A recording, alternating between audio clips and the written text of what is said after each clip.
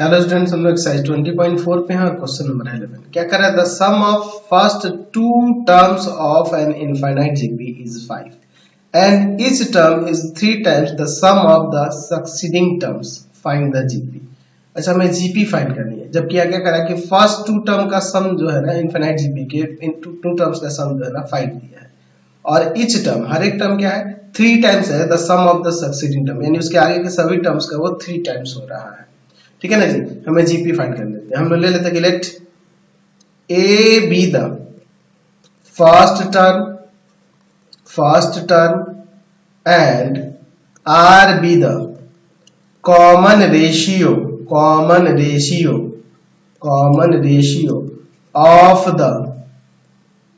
Of the infinite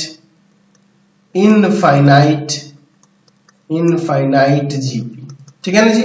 तो अगर हम लोग यहाँ पे जीपी की बात करें तो जीपी क्या हो जाएगा आपका A R square A R cube, इसी तरह से होंगे।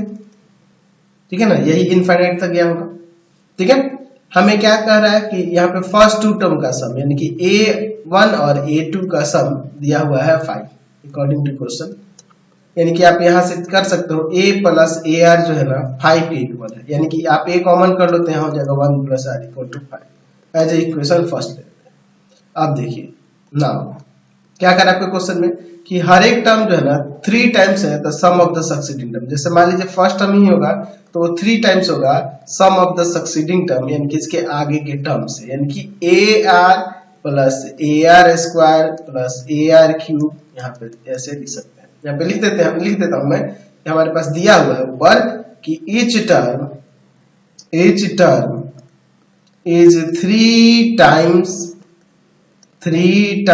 The sum of the succeeding terms. ये ऐसा हम लोग लिख देते हैं। तो a इक्वल टू, अंदर से मैं a बाहर निकाल लेता हूं तो अंदर हो जाएगा आर स्क्वायर आर क्यूब, ऐसे करके इनफाइनाइट तक। तो यहाँ a से a कैंसिल, 1 बच जाएगा यहाँ पे। अब देखिए यहाँ पे क्या मैं करता हूँ 1 इक्वल टू में 3, यहाँ देखिए जीपी में है तो a की जगह पे है r, बाई में 1 माइनस कॉमन रेशियो क्या होगा इसमें से डिवाइड में तो r ही आएगा। चलिए अब इसके बाद सॉल्व करते हैं। तो ये 1 माइनस आर उधर जाकर मल्टीप्लाई करेगा तो 3r इक्वल टू में हो जाएगा 1 माइनस आर को इधर लाते हैं 4r इक्वल टू में 1, यानी r का वैल्यू 1/4। r का वैल्यू 1/4 हो गया तो आप यहाँ पे लिख लो इक्वेशन फर्स्ट से। इक्वेशन फर्स्ट क्या था a इंटू में 1 प्लस आर इक्वल टू में 5। चलिए यहाँ पे रख देते हैं वैल्यू तो हमें a का वैल्यू मिल जाएगा। a इंटू में 1 प्लस आर का वैल्यू 1/4 रख देते हैं। चलिए अब अंदर एलसीएम ले लेते हैं 4, यहाँ पर 4 प्लस का 1 इक्वल टू में 5, तो यानी a इक्वल टू में हो जाएगा 5 इंटू में 4 और बाई में ये 5 आ जाएगा। ये 4 ऊपर चल जाएगा 5 नीचे कट जाएगा, a का वैल्यू 4 आ गया।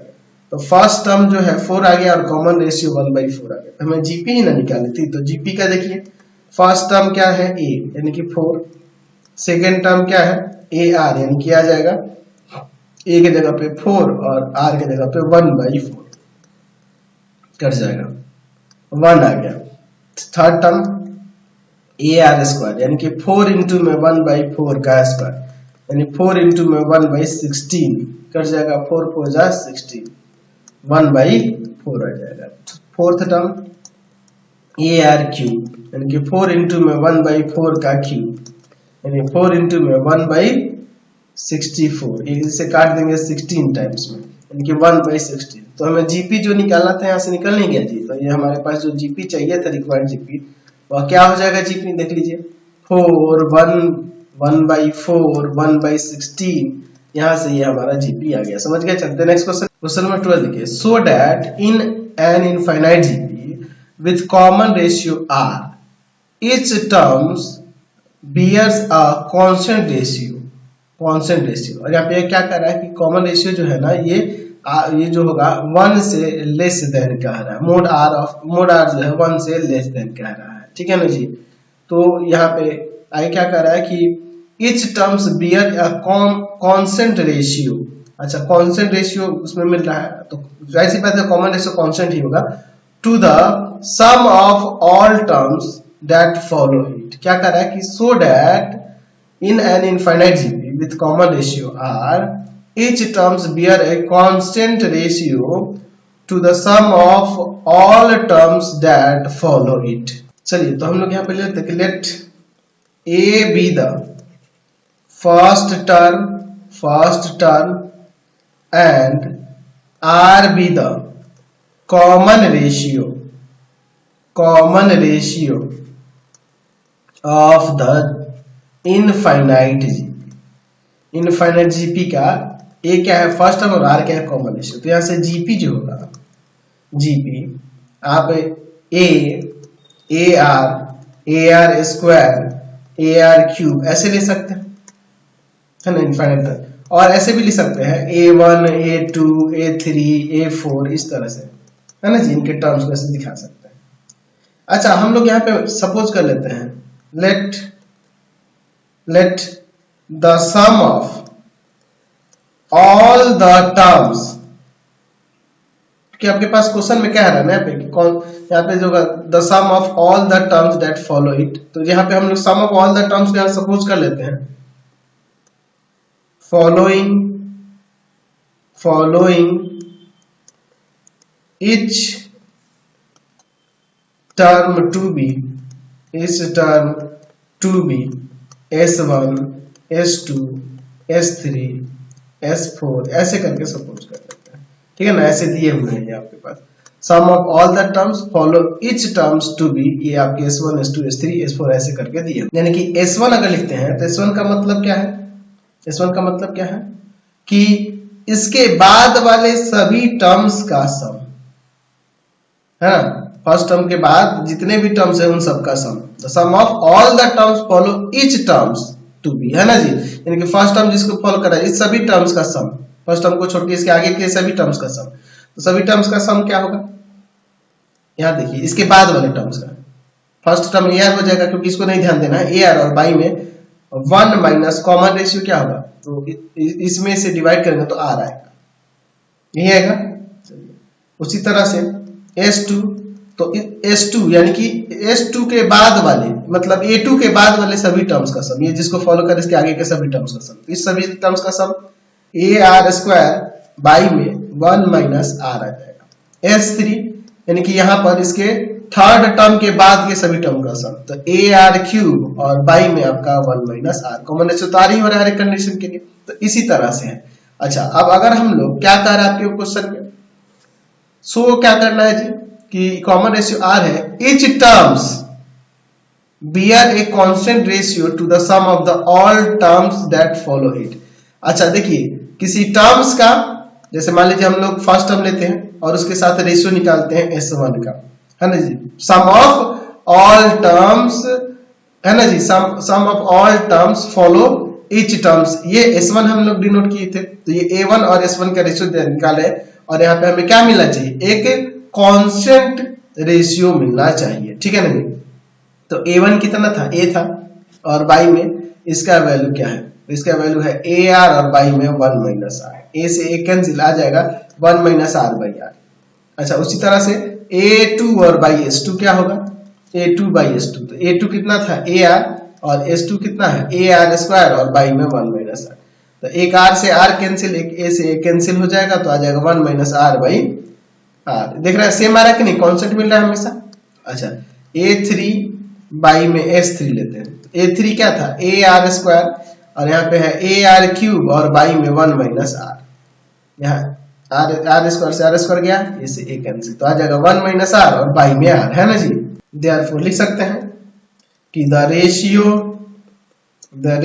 Of each term, the ratio of each term, हर एक टर्म का रेशियो किसके साथ निकाल रहे हैं, उसके आगे के सभी टर्म्स के सम के साथ, each terms to be the sum of all the terms, कौन से टर्म्स, जो उसके आगे के फॉलोइंग टर्म्स थे, है ना, टर्म्स फॉलोइंग इट इज क्या आ रहा है, एक कांस्टेंट रेशियो हमें मिल रहा है या कांस्टेंट मिल रहा है, ऐसे लिख सकते हैं। हमेशा एक कांस्टेंट मिल रहा है, समझ गए। नेक्स्ट क्वेश्चन देखते हैं 13 नंबर। If S denote the sum of an infinite GP and S1 denote the sum of the square of its terms, then prove that the first term and common ratio are respectively this and this। ये first term होगा, ये common ratio होगा, ये prove करना। हम लोग ले लेते हैं late A be the first term and R be the common ratio of the infinite GP। ऐसा हम लोग सपोज कर लेते हैं, ठीक है। तो हमारा जो जीपी होगा वह जीपी ए आर स्क्वायर इसी तरह से होगा। तो एस किसको डिनोट कर रहा है, इन्हीं के सम को डिनोट करता है। तो इसके लिए क्या होगा, 1 a बाई में 1 माइनस आर। अच्छा, S1 किसको डिनोट कर रहा है, तो S1 क्या कर रहा है, denote the sum of the square of the sum. अच्छा, इसका स्क्वायर करेंगे तो यहाँ पे देखो S1 के लिए हमें जो जीपी मिलेगी वो क्या मिलेगी, ए स्क्वायर आर का पावर 4 इसी तरह से मिलेगा, है ना जी। तो इसमें फर्स्ट टर्म हो जाएगा ए स्क्वायर बाई में 1 माइनस आर का वैल्यू क्या होगा, तो इसमें से डिवाइड करेंगे तो आर स्क्वायर होगा, यही ना आएगा। चलिए अब इसके बाद देखते हैं, इसको इक्वेशन फर्स्ट लेते हैं। यहाँ देखिए S1 इक्वल टू में आया है ए स्क्वायर बाई में 1 माइनस का आर स्क्वायर। एक काम करो, यहाँ पर हम लिख सकते हैं S1 इक्वल टू में ए स्क्वायर बाई में इसको 1 माइनस आर और इंटू में 1 प्लस आर कर सकते हैं ना जी। नहीं है तो यहाँ 1 का स्क्वायर दे दो, ए स्क्वायर माइनस बी स्क्वायर हमने यहाँ पर लगा दिया, होता है ना, ए प्लस बी ए माइनस बी या ए माइनस बी ए प्लस बी, वही मैंने लगा दिया। अब देखिए यहाँ पर S1 इक्वल टू में ए स्क्वायर, हम लोग क्या करते हैं यहाँ 1 माइनस आर का स्क्वायर कर देते हैं और ऊपर एक 1 माइनस आर से मल्टीप्लाई कर लेते हैं। ऐसा क्यों कर रहे हैं, देखिए अभी आपको समझ में आ जाए। S1 इक्वल टू में यहाँ पर देखिए a बाई 1 माइनस आर का होल स्क्वायर हो जाएगा और यहाँ पे 1 माइनस आर और बाई में 1 प्लस आर। हम लोग ऊपर देखे थे कि s किसके इक्वल है, a बाई में 1 माइनस आर के। तो यहाँ से आप चाहोगे तो नहीं लिख सकते हो, S1 इक्वल टू में s का स्क्वायर और इंटू में 1 माइनस आर और बाई में 1 प्लस आर। ये जाकर तो मल्टीप्लाई करेगा 1 प्लस आर इंटू में S1 और इधर हो जाएगा s स्क्वायर इक्वल टू में 1 माइनस आर। चलिए अब आगे सॉल्व करते हैं मल्टीप्लाई करके। S1 प्लस में आर S1 इक्वल टू में s स्क्वायर माइनस में आर s स्क्वायर। तो इसको इधर ले आते हैं और इसको इधर लेके चले जाते हैं, है ना जी। इसको इधर लेके चलते हैं, इसको इधर लेके आते हैं, तो हो जाएगा यहाँ पर आपका आर S1 है और ये माइनस वाला इधर आके प्लस का r s square equal to में s स्क्वायर और प्लस में ये s माइनस में आपका S1 हो जाएगा, माइनस में आपका S1 हो जाएगा। ऐसे हम लोग r कॉमन कर सकते हैं कि नहीं, तो हो जाएगा s स्क्वायर प्लस का S1 और इंटू में r इक्वल टू में s स्क्वायर माइनस का S1। ये जाएगा डिवाइड में, तो r इक्वल टू में s स्क्वायर माइनस का S1 और बाई में s स्क्वायर प्लस का S1। तो यही ना हमें निकालना था कॉमन रेशियो। कॉमन रेशियो आ गया कि नहीं, कॉमन रेशियो यही हमें प्रूव करके दिखाना था। हमारा आ गया s स्क्वायर माइनस का S1 और बाई में s स्क्वायर प्लस का S1। अब हमें फर्स्ट टर्म निकालना होगा, तो फर्स्ट टर्म के लिए हम लोग लिखते हैं यहाँ पर, यह लिखते हैं from equation first. Equation first था s इक्वल टू में a बाई 1 माइनस आर। तो यहाँ से देखो तो आप चाहो तो a इक्वल टू में क्या लिख सकते हो, s इंटू में 1 माइनस आर, है ना जी। तो यहाँ r का वैल्यू रख देते हैं, तो a इक्वल टू में s इंटू में 1 माइनस आर का वैल्यू यही है s स्क्वायर माइनस का S1 और बाई में s स्क्वायर प्लस का S1।